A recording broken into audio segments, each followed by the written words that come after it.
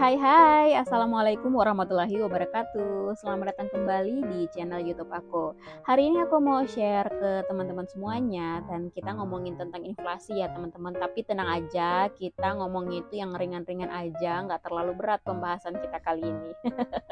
Oke, untuk kali ini aku mau share ke teman-teman. Ada 6 tips ketika kita menyiasati inflasi, karena kenaikan harga barang itu adalah fenomena di tahun ini ya, di tahun yang udah nggak bisa terbantahkan lagi, mulai dari perang Ukraina hingga naiknya harga gas rumah tangga atau harga BBM.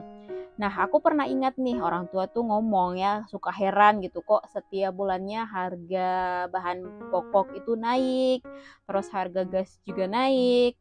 Well, mom, that's inflation ya, dan inflasi itu terjadi karena hal yang lebih besar dari sekedar pengeluaran rumah tangga. Pasti semua orang di Indonesia itu mengalami hal yang sama, keheranan saat harga barang itu naik terus. Jadi kita cari tahu gimana cara menyiasati inflasi yang membuat kenaikan harga barang pokok. Tips yang pertama yaitu pastiin penghasilan itu aman. Nah, di saat inflasi bergerak naik, artinya harga kebutuhan pokok itu pasti akan ikut naik ya. Biasanya bergerak serentak mulai dari bahan makanan hingga gas dan juga bahan bakar minyak ya atau BBM. Hal pertama yang bisa kita lakuin untuk menyiasati inflasi adalah memastikan penghasilan kita aman dan juga tidak terganggu. Artinya income bulanan itu masih sama jumlahnya ya, tidak berkurang. Idealnya sih saat ada inflasi tentunya harus ada sumber penghasilan tambahan. Tapi karena kondisi ekonomi juga lagi begini amat sih, maka memastikan penghasilan aman dan tetap masuk ke rekening itu adalah tugas utama. Karena dengan penghasilan yang ada aja, itu sudah tentu terasa berat ya untuk mencukupkan biaya hidup kita, apalagi saat penghasilan berkurang atau hilang sama sekali. Lebih bijak di momen seperti ini untuk tidak terlalu agresif dalam membuat perubahan ya teman-teman. Bukan berarti kita nggak boleh pindah tempat kerja atau kita nggak boleh memulai usaha baru, bukan ya. Hanya saja di sini karena kondisi ekonomi juga penuh ketidakpastian, selalu ada kemungkinan harga itu akan naik lebih tinggi lagi. Sehingga di sini kita wajib mempertimbangkan efek inflasi terhadap penghasilan kita sebelum mulai melakukan hal-hal baru yang beresiko pada income kita. Tips yang kedua yaitu membuat budget bulanan. Untuk kamu yang terbiasa hidup tanpa budget, dengan adanya kenaikan harga yang terjadi serentak ini, ada baiknya sih untuk mulai mencoba melakukannya teman-teman. Jadi membuat budget bulanan itu memberitahu kita tentang gaya spending kita, besaran pengeluaran kita, dan juga prioritas dalam hidup kita. Nggak perlu budget rumit ya, sekedar catatan yang jelas mengenai pengeluaran bulanan itu sudah cukup. Yang penting dari catatan tersebut, kita bisa simpulkan gimana gaya pengeluaran bulanan kita, serta menentukan prioritas untuk spending. Karena tanpa membuat budget bulanan, mudah untuk melakukan impulsif spending yang sebenarnya nggak terencana. Tips yang ketiga yaitu mengurangi biaya yang tidak perlu. Berdasarkan informasi yang kita dapetin dari budget bulanan tadi, kita bisa mulai melakukan trimming nih terhadap pengeluaran yang tidak perlu. Contohnya kayak udah boleh sortir langganan Netflix, HBO Go, atau WeVideo. Ya nggak harus menghilangkannya sampai nggak punya hiburan ya, tapi sesuaikan aja dengan pengeluaran yang lainnya juga. Semisalnya untuk budget makan mulai menipis karena harga bahan pokok naiknya itu luar biasa. Maka mungkin kita boleh melakukan penyesuaian bertahap pada biaya hiburan. Hal yang sama itu berlaku untuk biaya lainnya yang muncul dalam catatan budget kita. Nah di sini aku tuh nggak ngajak teman-teman untuk hidup frugal atau super hemat ya, sampai tipis batasannya dengan hidup susah. Tapi di sini aku mau ngajakin teman-teman untuk melakukan yang namanya mindful spending. Artinya setiap pengeluaran itu terasa bijak dan berarti buat kita. Yang keempat yaitu kita bisa kurangi hutang atau cicilan kita. Nah, tips yang keempat ini untuk menghadapi inflasi yang membuat harga barang pada naik adalah mengurangi cicilan. Hal pertama yang biasa seseorang lakukan saat kepengen belanja tapi uangnya itu belum cukup adalah mengubah tagihan belanja menjadi cicilan bulanan.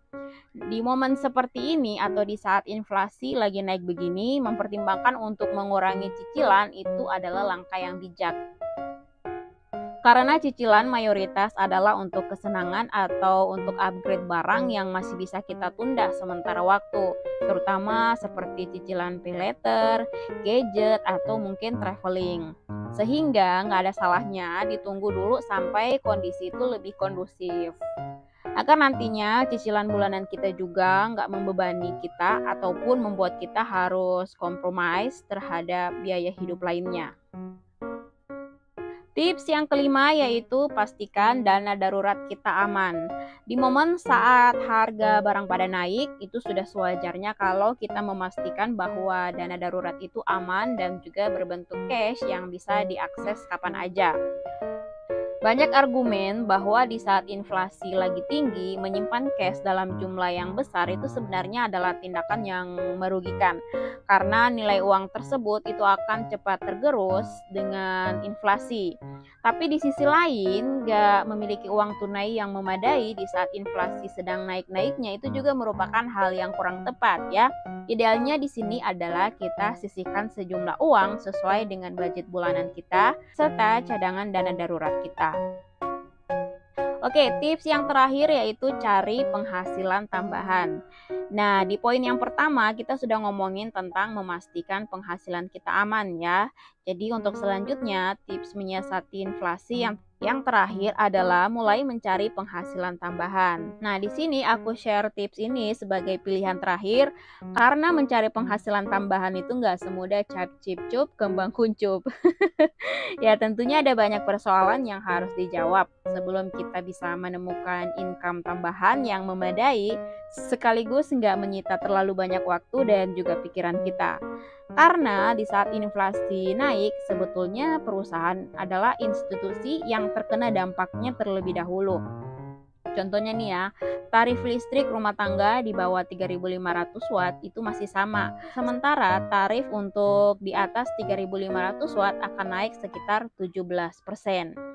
Hal-hal kayak gini nih yang pastinya lebih terasa pada perusahaan sehingga lebih challenging untuk menemukan penghasilan tambahan yang memadai. Maka saat proses mencari income tambahan itu menjadi lebih rumit atau nggak ketemu-ketemu.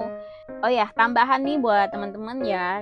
Di sini aku nggak ngomongin soal investasi atau tabungan lainnya ya, karena tujuan dari aku share ini adalah hanya untuk menyiasati inflasi untuk kita lebih survival terlebih dahulu ya. Nah, selain untuk investasi, aku di sini juga percaya kalian tentunya sudah menyisihkan porsi yang tepat dan juga di instrumen yang tepat juga. So that's another talk for another moment. Nah, sampai di sini ngomongin tips menyiasati inflasi teman-teman. Kamu punya tips mengatasi kenaikan harga barang lainnya nggak? Silahkan teman-teman share di kolom komentar ya. Dan juga untuk video kali ini aku cukupkan sampai di sini ya. Buat teman-teman yang suka dengan videonya, jangan lupa di like dan juga di share sebanyak-banyaknya. Tentunya juga buat yang baru bergabung di channel ini, selamat datang. Jangan lupa untuk subscribe video ini. Kita jumpa di video selanjutnya. Wassalamualaikum warahmatullahi wabarakatuh.